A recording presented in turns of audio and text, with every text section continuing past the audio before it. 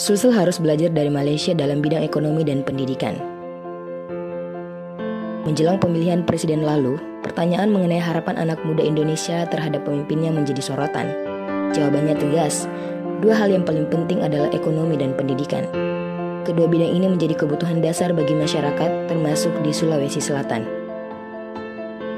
Selama tinggal di negara tetangga seperti Malaysia, Singapura, dan Brunei, terlihat jelas bahwa sektor ekonomi dan pendidikan mereka lebih maju dibandingkan Indonesia. Meskipun Thailand tidak sebaik ketiga negara tersebut, negara ini masih unggul dibanding Indonesia dalam dua bidang tersebut. Sebagai negara tetangga serumpun, Malaysia dapat menjadi cermin bagi Sulawesi Selatan, terutama dalam memilih pemimpin yang dapat memajukan ekonomi dan pendidikan. Kebijakan ekonomi afirmatif. Malaysia menerapkan kebijakan ekonomi afirmatif melalui konsep ketuanan Melayu yang memprioritaskan penduduk pribumi, yaitu bangsa Melayu dalam bidang ekonomi. Kebijakan ini dianggap sebagai upaya memperbaiki ketimpangan ekonomi yang terjadi akibat penjajahan kolonial.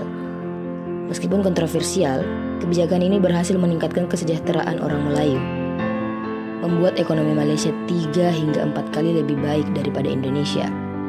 Hal ini dibuktikan dengan banyaknya tenaga kerja migran asal Sulawesi Selatan yang datang ke Malaysia untuk mencari penghidupan yang lebih baik. Guru sebagai soko guru pendidikan. Dua faktor utama yang membuat pendidikan di Malaysia lebih maju adalah gaji guru dan sistem seleksi pendidikan. Gaji guru di Malaysia 3 hingga 4 kali lebih tinggi daripada di Indonesia. Ini memberikan kesejahteraan lebih baik bagi guru, sehingga mereka bisa fokus mendidik tanpa harus bekerja sampingan.